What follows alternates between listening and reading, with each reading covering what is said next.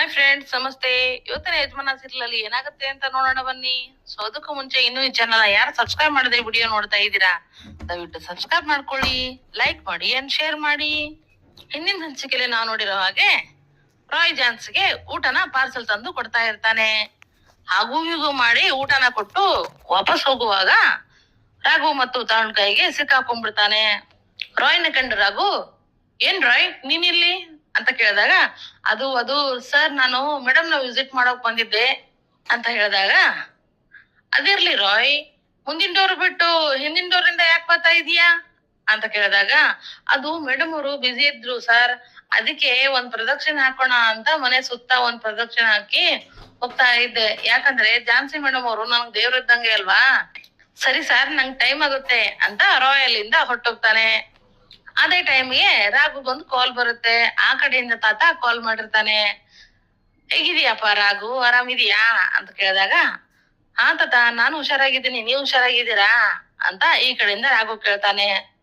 ಅದು ಸರಿಯಪ್ಪ, ನಾನೇನು ಹುಷಾರಾಗಿದ್ದೀನಿ, ಆದ್ರೆ ಝಾನ್ಸಿ ಒಂದು ಎಡ್ವರ್ಟ್ ಮಾಡ್ಕೊಂಡ್ಬಿಟ್ಟಿದ್ದಾಳಪ್ಪ ಅಂತ ಹೇಳಿದಾಗ, ಅದೇನ್ ತಾತ ಅಂತ ಕೇಳಿದಾಗ, ಇಲ್ಲಪ್ಪ, ಅದು ನಿಮ್ ಮನೆಯವ್ರೇನೋ ಅಡಿಗೆ ಮಾಡ್ಬೇಕು ಅಂತ ಒಂದು ಟಾಸ್ಕ್ ಕೊಟ್ಟಿದಾರಂತೆ. ಪಾಪ ಅವಳಿಗೆ ಅಡಿಗೆ ಮಾಡಕ್ ಬರಲ್ಲ, ನಾವ್ ಯಾವತ್ತೂ ಅವಳನ್ನ ಅಡಿಗೆ ಮಾಡಕ್ಕೆ ಕಳ್ಸೇ ಇಲ್ಲ.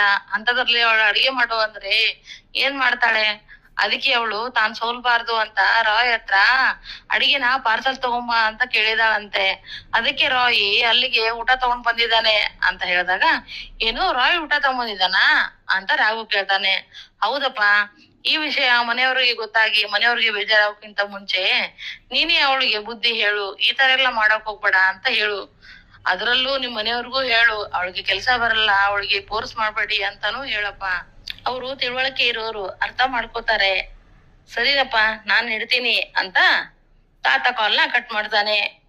ಆಗ ರಾಘು ಸಿಟ್ಟಲ್ಲಿ, ಓ ಇವ್ರು ನಾವು ಮೋಸ ಮಾಡ್ತಾ ಇದಾರಾ, ಅಡ್ಗೆ ಹೋಟೆಲ್ನಿಂದ ತರಿಸಿ ನಮ್ಗೆಲ್ಲ ಯಾಮಾರ್ಸಿದಾರ ಅಂದ್ರೆ ಇದೇ ತರ ನಾಟಕ ಮಾಡ್ಕೊಂಡು ಇನ್ನು ಸ್ವಲ್ಪ ದಿನ ಇಲ್ಲೇ ಇರ್ಬೇಕು ಅಂತ ಇವ್ರ ಪ್ಲಾನು. ಇದಕ್ ನಾನ್ ಅವಕಾಶ ಮಾಡ್ಕೊಡಲ್ಲ, ನಮ್ಮನೆಯವ್ರಿಗೆ ಮೋಸ ಆಗೋಕೆ ನಾನ್ ಬಿಡೋದೇ ಇಲ್ಲ, ತಡೆ ಮಾಡ್ತೀನಿ ಇವ್ರಿಗೆ ಅಂತ ಬೈಕೊಂಡು ಅಲ್ಲಿಂದ ಮನೆ ಹತ್ರ ಹೊರಟೋಗ್ತಾನೆ ರಾಘು. ಈ ಕಡೆ ಝಾನ್ಸಿ ಎಲ್ಲಾ ಅಡಿಗೆನು ಪಾತ್ರೆಗೆ ಹಾಕೊಂಡು ತಾನೇ ಮಾಡಿರೋ ತರ ಆಕ್ಟ್ ಮಾಡ್ಕೊಂಡು ಎಲ್ರಿಗೂ ಬಡ್ಸೋಕ್ ಶುರು ಮಾಡ್ತಾಳೆ. ಓ ಹೇಗಿದೆ ಅಜ್ಜಿ, ಚೆನ್ನಾಗಿದೀಯಲ್ವಾ, ತುಂಬಾನೇ ವಾಸನೆ ಘಮ ಘಮ ಅಂತ ಬರ್ತಾ ಇದೆಯಲ್ವಾ ಅಂತ ಹೇಳುವಾಗ, ಹೌದೌದು ಅಂತ ಎಲ್ರು ಹೇಳ್ತಾ ಇರ್ತಾರೆ. ಸಂಗೀತ, ನಂಗ್ ಸ್ವಲ್ಪ ಹೆಲ್ಪ್ ಮಾಡ್ತೀಯಾ ಅಂತ ಸಂಗೀತನ ಹೆಲ್ಪ್ ತಗೊಂಡು ಎಲ್ರಿಗೂ ಊಟ ಬಡಿಸ್ತಾ ಇರ್ತಾಳೆ ಝಾನ್ಸಿ.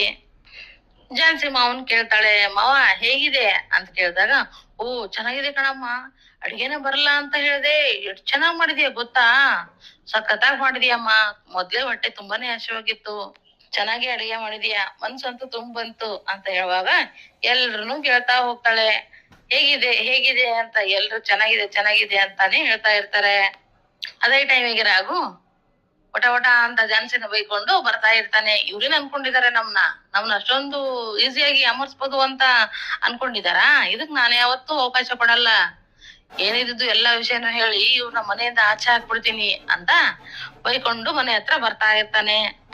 ರಾಘು ಮನೆ ಬರೋ ಅಷ್ಟರಲ್ಲಿ ಎಲ್ರು ಊಟ ಮಾಡ್ತಿರ್ತಾರಲ್ವಾ, ಅದನ್ನೆಲ್ಲ ನೋಡಿ ರಾಘು, ಅಯ್ಯೋ ಇನ್ನೇನ್ ಊಟ ಮಾಡ್ತಾ ಇದಾರೆ, ಇವ್ರಿಗೆಲ್ಲ ನಿಜ ಹೇಳಿದ್ರೆ ಇನ್ನೇನ್ ಎದ್ದೋಗ್ಬಿಡ್ತಾರೆ ಅಂತ ಅನ್ಕೊಂಡು ಬಂದು ಸುಮ್ನೆ ನಿಂತ್ಕೋತಾನೆ. ಆಗ ಝಾನ್ಸಿ, ಓ ಯಜಮಾನ್ರೇ ಬಂದ್ರಾ, ಬನ್ನಿ ಬನ್ನಿ, ನೀವು ಊಟ ಮಾಡಿ, ತುಂಬಾನೇ ಲೇಟ್ ಆಯ್ತಲ್ವಾ, ನಿಮ್ಗೂ ಹೊಟ್ಟೆ ಹಸಿವಾಗಿರ್ಬೋದು. ನೋಡಿದ್ರಾ ನಾನ್ ಮಾಡಿರೋ ಅಡ್ಗೆನ ನೋಡಿ ಎಲ್ರು ಎಷ್ಟೊಂದೆಲ್ಲ ಹೊಗಳ್ಬಿಟ್ರು, ತುಂಬಾನೇ ಚೆನ್ನಾಗ್ ಮಾಡಿದೇನಂತಾರೀ, ಬೇಕಂದ್ರೆ ನೀವು ಊಟ ಮಾಡಿ ಅಂತ ಅಲ್ಲೇ ಒಂದ್ ಚೇರ್ ಹಾಕಿ ರಾಘುನು ಕೂಡಿಸ್ತಾಳೆ.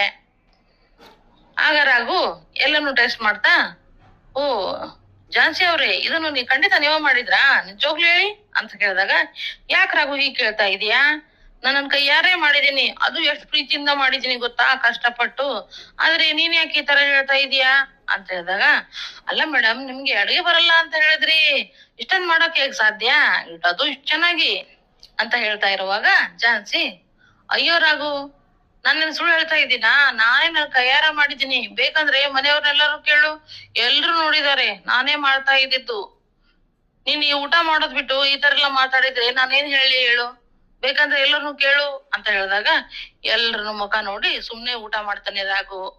ಈ ಕಡೆ ಮಿಥುನ್ ಮನೆಯಲ್ಲಿ ಮಿಥುನ್ ಮತ್ತು ತಾರಾ ಮಾತಾಡ್ತಾ ಕೂತಿರ್ತಾರೆ. ನೋಡಿದ್ಯಾ ಮಿಥುನ್, ಆ ರಾಘುನ ನಾವು ಏನೇನೋ ಅನ್ಕೊಂಡ್ಬಿಟ್ಟಿದ್ವಿ. ಅವ್ನ್ ತುಂಬಾ ಒಳ್ಳೇನು ದೇವ್ರು ಅಂತ ತುಂಬಾನೇ ಅನ್ಕೊಂಡ್ಬಿಟ್ಟಿದ್ವಿ.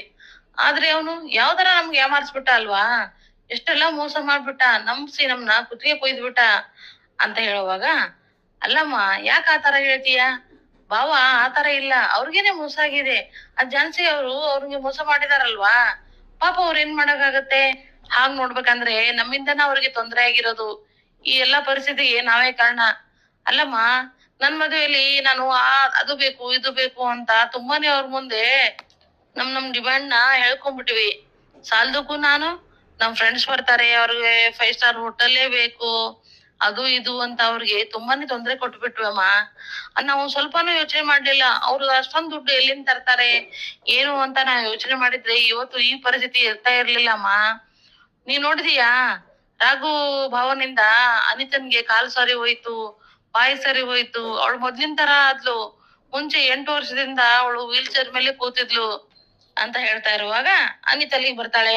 ಬಂದಲ್ಲಿ ಕ್ಲಾಪ್ಸ್ ಹಾಕಿ, ಬೇಷ್ ಅಣ್ಣ, ತುಂಬಾನೇ ಚೆನ್ನಾಗ್ ಮಾತಾಡ್ತೀಯಾ, ಹೆಂಡತಿ ಬಗ್ಗೆ ತುಂಬಾನೇ ವಹಿಸ್ಕೊಂಡ್ ಮಾತಾಡ್ತೀಯಾ, ಹೆಂಡತಿ ತುಂಬಾನೇ ಬಗ್ಗೆ ನಿಂಗ್ ತುಂಬಾನೇ ಕಾಳಜಿ ಅಲ್ವಾ, ನೋಡು ಅವ್ರ ಬಗ್ಗೆ ಎಷ್ಟೊಂದೆಲ್ಲಾ ಹೊಗಳಿ ಮಾತಾಡ್ತಾ ಇದೀಯಾ. ಇಲ್ಲಿ ನನ್ ಜೀವನ ಹಾಳಾಗೋಗಿದೆ, ಅದ್ರ ಬಗ್ಗೆ ಯೋಚನೆ ಮಾಡೋದ್ ಬಿಟ್ಟು ಇದನ್ನೆಲ್ಲ ಮಾತಾಡ್ತಾ ಇದೀಯಾ. ಇದನ್ನೆಲ್ಲ ಮಾತಾಡೋದ್ ಬಿಟ್ಟು ಮುಂದೆ ಏನಾಗ್ಬೇಕು ಅಂತ ಯೋಚನೆ ಮಾಡು ಅಂತ ಅನ್ಕೊಂಡು ಅಲ್ಲಿಂದ ಸಿಟ್ ಮಾಡ್ಕೊಂಡು ಹೊರಟೋಗ್ಬಿಡ್ತಾಳೆ ಅನಿತಾ. ಈ ಕಡೆ ರಾಘು ಊಟ ಎಲ್ಲ ಮುಗಿಸ್ಕೊಂಡು ತರುಣ್ ಹತ್ರ ಬರ್ತಾನೆ. ಆಗ ತರುಣ್ ಏನೋ ಪಬ್ಜಿ ಏನೋ ಆಡ್ತಾ ಇರ್ತಾನೆ. ಅವನ ಹತ್ರ ಬಂದು ನಿಂತ್ಕೊಂಡಾಗ ತರುಣ್, ಏನಪ್ಪಾ ಝಾನ್ಸಿನ ಹೊರಗಡೆ ಹಾಕ್ಬಿಟ್ಟಿಯಾ, ಎಲ್ಲರಿಗೂ ಇರೋ ವಿಷಯ ಹೇಳ್ಬಿಟ್ಟಿಯಾ ಅಂತ ಕೇಳಿದಾಗ, ಇಲ್ಲ ಕಣೋ, ಆ ತರ ಏನ್ ಮಾಡಕ್ ಹೋಗ್ಲಿಲ್ಲ.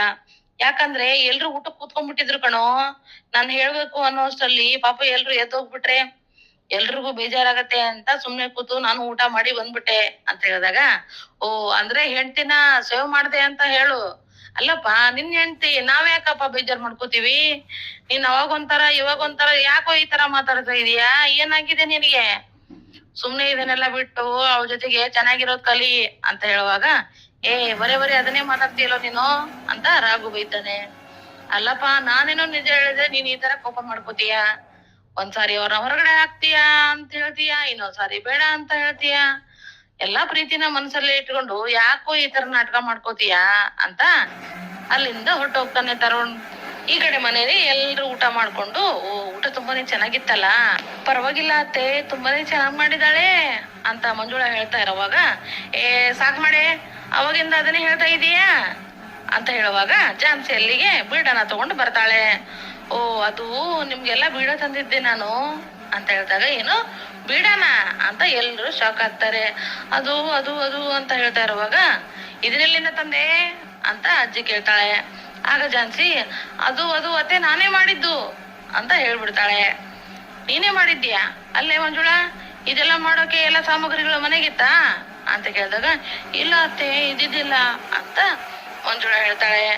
ಆಗ ಝಾನ್ಸಿ, ಅದು ಅದು ಇದೇನಪ್ಪ, ಸಿಕ್ಕಾಕೊಂಡ್ಬಿಟ್ನಲ್ಲ, ನಂದೊಂದ್ ಕತೆ, ನಾನೇನೋ ಮಾಡಕ್ ಹೋಗಿ ಏನೋ ಮಾಡ್ಬಿಡ್ತೀನಿ, ಈಗ ಹೇಗಪ್ಪ ಮ್ಯಾನೇಜ್ ಮಾಡ್ಲಿ ಅಂತ ಅನ್ಕೊಂಡು, ಅದು ಅದು ನಾನೇ ಆರ್ಡರ್ ಮಾಡಿದ್ದೆ ಅಂತ ಹೇಳುವಾಗ ಪಲ್ಲವಿ, ಹೌದಾ, ಅದನ್ನ ಯಾವಾಗ ತಂದ್ಕೊಟ್ಟೆ, ಅದಕ್ಕೇನ್ ಕಾಲ್ ಬಂದಿತ್ತಾ, ತಾನೇ ನಡ್ಕೊಂಬಂತ, ಯಾರ್ ತಂದ್ಕೊಟ್ರು ಅಂತ ಕೇಳಿದಾಗ, ಅದು ನಿಮ್ಗೆಲ್ಲ ಸರ್ಪ್ರೈಸ್ ಕೊಡೋಣ ಅಂತ ನಾನೇ ಹೋಗಿ ಇಸ್ಕೊಂಡ್ ಬಂದೆ ಅಂತ ಹೇಳುವಾಗ, ಸರಿ ಹೌದಾ ಅಂತ ಎಲ್ರಿಗೂ ಒಂದೊಂದು ಕೊಡ್ತಾಳೆ. ಎಲ್ರು ತಿಂತ ಚೆನ್ನಾಗಿದೆ ಅಂತ ಎಲ್ರು ತಿಂತಾ ಇರ್ತಾರೆ. ಆಗ ಝಾನ್ಸಿ ಪಲ್ಲವಿ ಹತ್ರ ಬಂದು,